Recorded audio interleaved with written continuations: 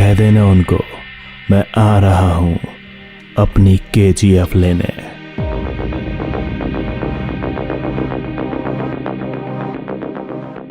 KGF 2 में अभिनेता संजय दत्त का यह डायलॉग फिलहाल काफी चर्चा में है। दर्शकों के बीच प्रचलित इस फिल्म का ट्रेलर हाल ही में रिलीज किया गया था। ट्रेलर के रिलीज होते ही सोशल मीडिया पर तहलका मच गया।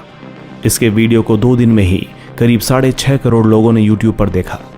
यह फिल्म 14 अप्रैल को रिलीज होने वाली है, इसलिए सोशल मीडिया सहित हर जगह इस फिल्म की चर्चा जोर शोरों से हो रही है। इस फिल्म में संजय दत्त, रवीना टंडन और प्रकाश राज सहित मुख्य किरदार निभा रहे कन्नड़ सुपरस्टार यश जैसे बड़े अभिनेता भी शामिल हैं।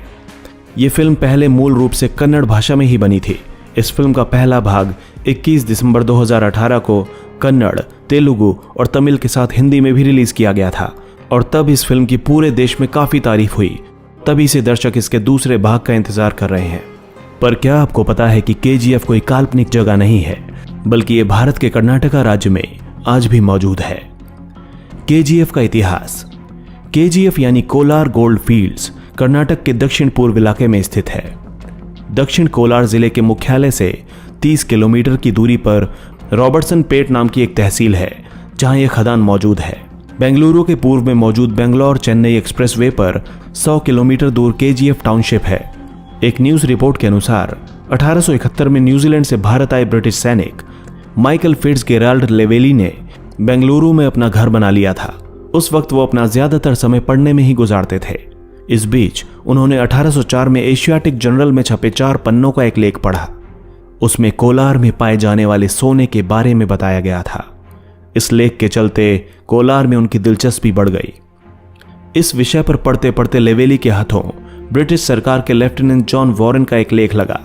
लेवेली को मिली जानकारी के अनुसार 1799 की श्रीरंगपट्टनम की लड़ाई में अंग्रेजों ने टीपू सुल्तान को मारने के बाद कोलार और आसपास के इलाके पर अपना कब्जा जमा लिया था।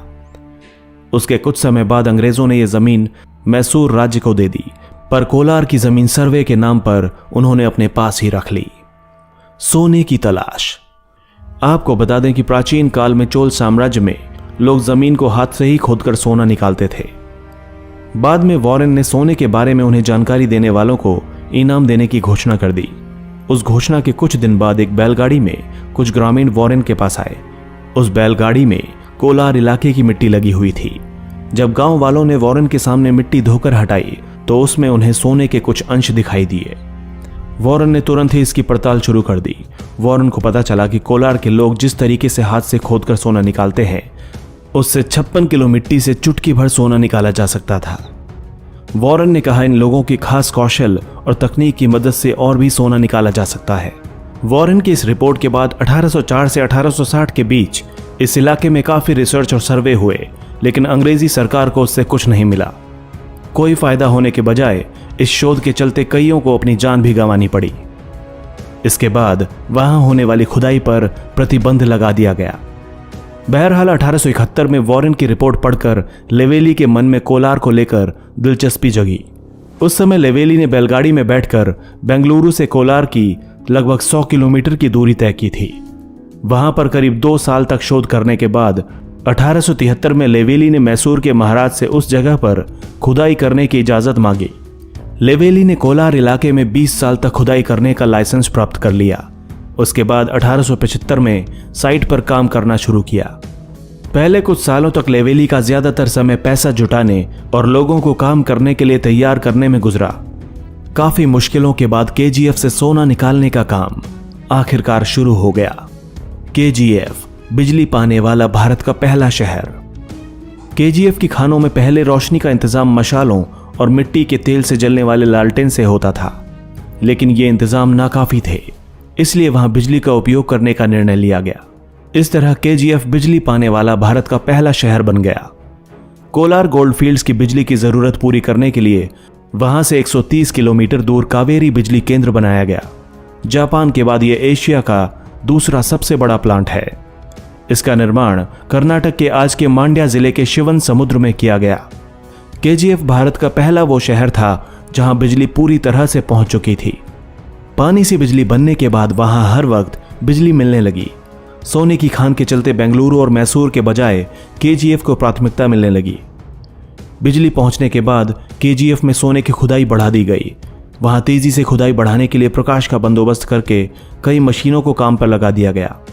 इसका नतीजा यह हुआ कि 1902 आते आते केजीएफ भारत का 95% सोना निकालने लगा।